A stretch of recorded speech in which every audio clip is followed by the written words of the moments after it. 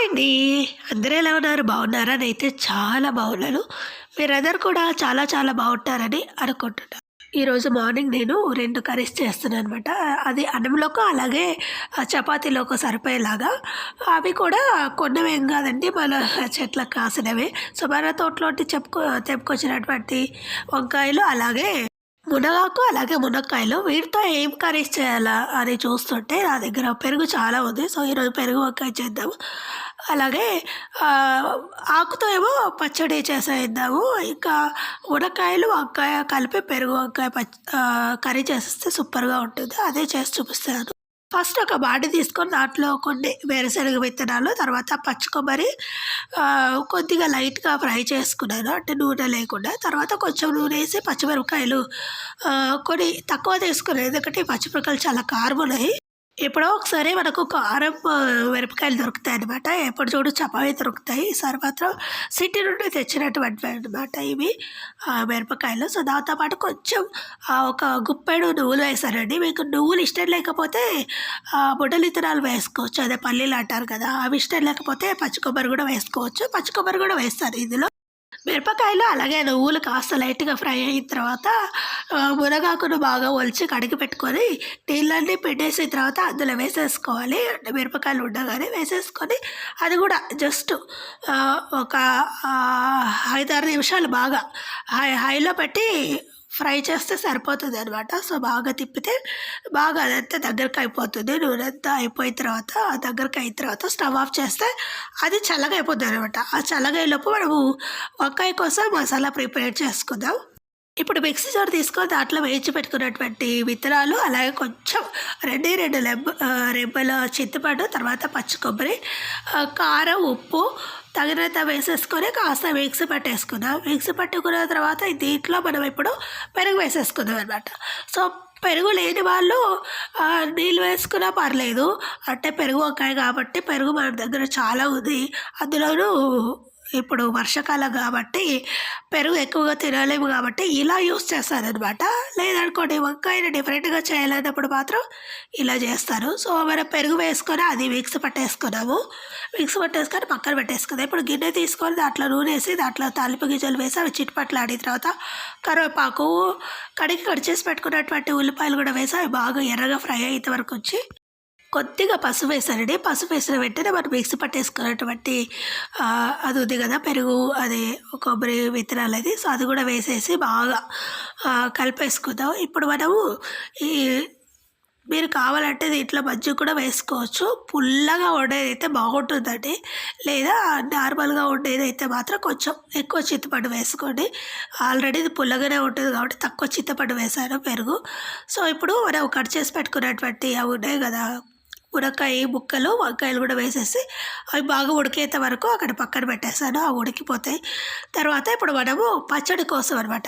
కొంచెం పచ్చి కొబ్బరి, అలాగే ఇదేంటి అంటే మామిడికాయ. సో, మామిడికాయ యెల్లో కనిపిస్తుంది కదా! సో, అది పుల్లగా ఉందనమాట. ఏం తియ్యగా లేదు. సో, అందుకని అది కూడా మిక్సీ పట్టేసుకున్నాం. తర్వాత ఇది ఉంది కదా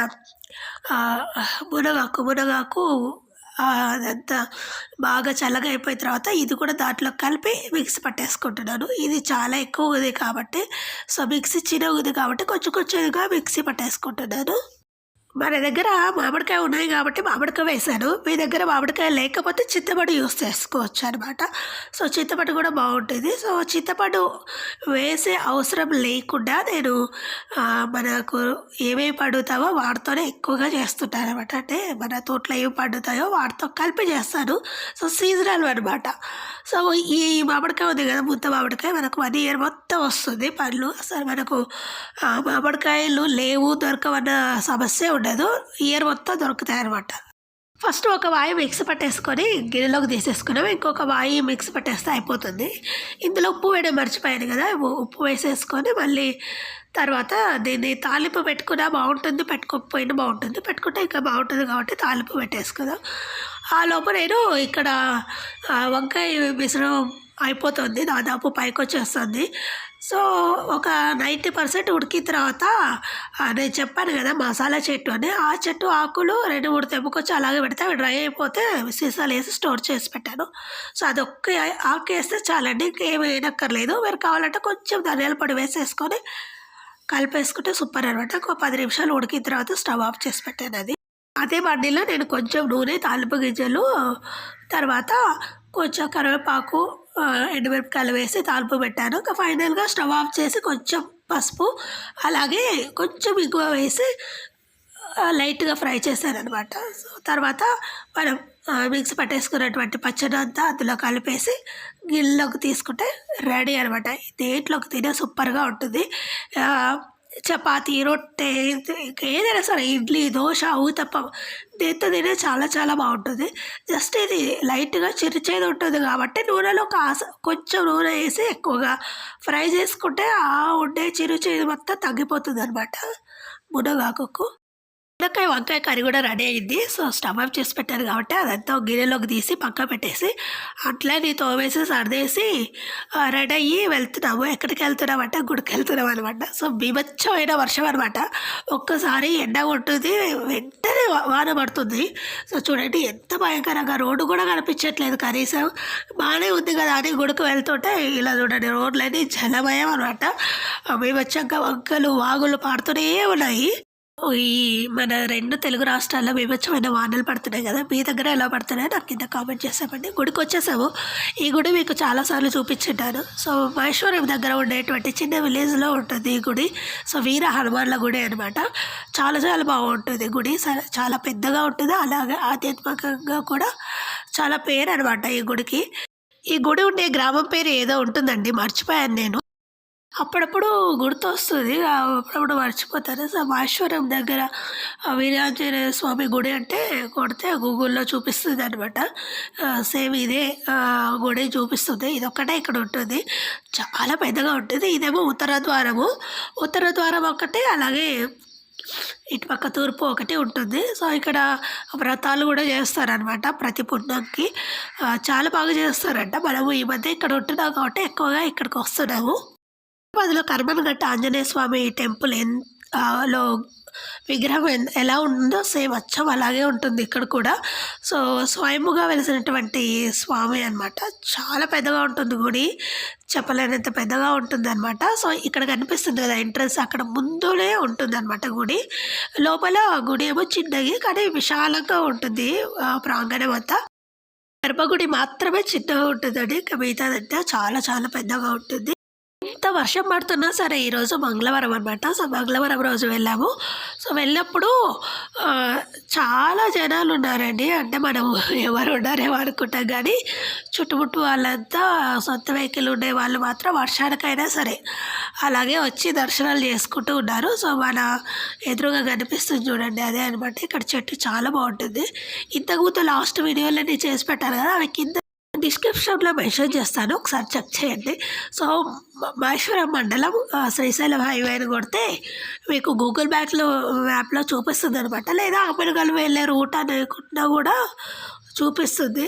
ఆమెనగల్లు వెళ్ళే రూటులో మహేశ్వరం గేట్ దగ్గర, అంటే మండలం అనుకుంటున్నా, మహేశ్వరం తాలూకానా మండలమో కరెక్ట్‌గా ఐడియా లేదు. అది గ్రామమే కానీ చాలా పెద్దగా ఉంటుంది. ఈ బయట చూడండి, బయట కూడా చాలా చాలా పెద్దగా ఉంటుందన్నమాట. చాలా ఉంటుంది. దర్శనం చేసుకున్నాక మేము బయలుదేరి వచ్చేటప్పుడు అక్కడ నర్సరీ ఉందనమాట. నర్సరీలో అంటే మేము ఎప్పుడు ఇక్కడే తెచ్చుకుంటాము. జామ చెట్లు, అలాగే మామిడి చెట్లు, ఇంకా కొబ్బరి చెట్లు కూడా. సో, అవి రెగ్యులర్గా తెచ్చుకునేది వేరే చోట తెచ్చుకునే వాళ్ళం. తర్వాత చిన్న చిన్నగా పోతాయి కదా. సో, చాలా వరకు మనం పెట్టిన చెట్లన్నీ బ్రతుకుతాయన్న రూలే ఉండదు. అవి పోతూనే ఉంటాయి. పోయిన ప్రతిసారి అంటే చెట్టు చనిపోతాయి కదా, 100 చెట్లలో ఒక చెట్టు కన్ఫామ్‌గా పోతాయి. సో, అలా 10 రోజులకు ఒకసారి, 12 రోజులకు ఒకసారి పోతూనే ఉంటాయి చెట్లు. సో, పోయినవి మళ్ళీ తీసేసి మళ్ళీ పెడుతూ ఉండాలి. అంటే అన్ని చెట్లు బ్రతకవు కదా! సో, అలా కొన్ని మామిడి చెట్లు పోయినాయనమాట. సో, మామిడి చెట్లు అలాగే కొబ్బరి చెట్టు కొనడానికొచ్చాము. ఇది నర్సరీ. ఈ నర్సరీలోనే మనము గులాబీ చెట్లు తెచ్చుకున్నాం కదా! చాలా బాగా బ్రతికాయనమాట 2. సో, హైబ్రిడ్ ఒకటి పోయిందండి. హైబ్రిడ్ అసలు ఉండవు. అవి తెచ్చుకొని వేస్ట్. సో, తెచ్చేసుకొని అక్కడ పెట్టేసుకున్న తర్వాత ఇంటికొచ్చేసి నేను వెళ్ళేటప్పుడే కర్రీ అవన్నీ చేసి అలాగే చపాతీ పిండి తడుపు పెట్టాను. సో, చపాతీలు చేసిపోతే లేట్ అవుతుంది. అలాగే మనం వేడి వేడిగా ఉండాలి అనమాట చపాతీలు. అప్పుడే బావుంటాయి. లేదా ఈ వర్షానికి, చల్లదనానికి మరీ చల్ల చపాతీ తినలేము. మనం తినడమే 1, 2 అనుకుంటే ఇంకా చల్లవి తినడం అంటే ఇంకా ఒకటి కూడా లోపల పోదనమాట. అందుకని నేను వేడి వేడిగానే చేస్తాను. సో, రాగానే చపాతీలు కాల్చేస్తున్నాననమాట. సో, అదే రుద్ది కాల్చేసి తినేయడమే. సో, మీరందరూ టిఫిన్ చేశారా? చేయకపోతే చేద్దాం రండి. నేను ముందే స్టవ్ వెలిగించానండి. ముందు చపాతీలు చేసేసుకొని ప్లేట్‌లో వేసుకొని, తర్వాత స్టవ్ ముట్టిచ్చేసి కాల్చేస్తాను. లేదంటే గ్యాస్ వేస్ట్ అవుతుందనమాట. అలా వేస్ట్ ఏం కానివ్వను నేను. సో, అందుకే ముందన్నీ చపాతీలు ఒక 4 కదా ఎంతసేపు. 4 రుద్దేసి ఒక 10, 12 ఉన్నా సరే ముందే రుద్దేసి తర్వాత కాల్చేస్తాను. అది రెగ్యులర్‌గా చేసే డ్యూటీ నేను. ఆకలేస్తుందండి. ఫాస్ట్‌గా రుద్దుకొని చేసి, తర్వాత ఇలా ప్లేట్‌లో పెట్టేసుకొని తింటున్నాము.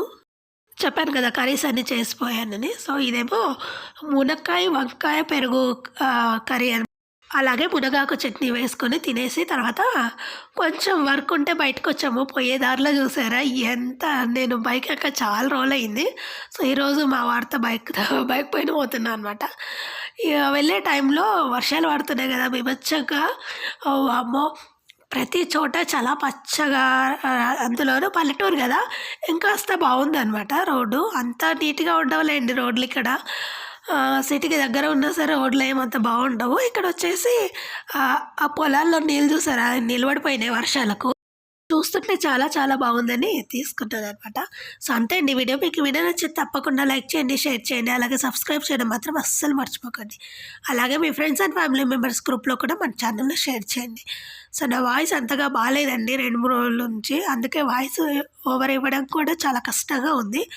అయినా సరే వీడియోస్ ఉన్నాయి కదా అని పెట్టేస్తున్నాను. ఏవైనా తప్పు ఉంటే సారీ. సో, మళ్ళీ నెక్స్ట్ వీడియోలో కలుసుకుందాం. అంతవరకు ఉంటాను. బాయ్. మీరందరూ వీడియో చూసినందుకు చాలా థ్యాంక్ యూ. పైన ఆకాశం చూసారా ఎంత బాగుందో.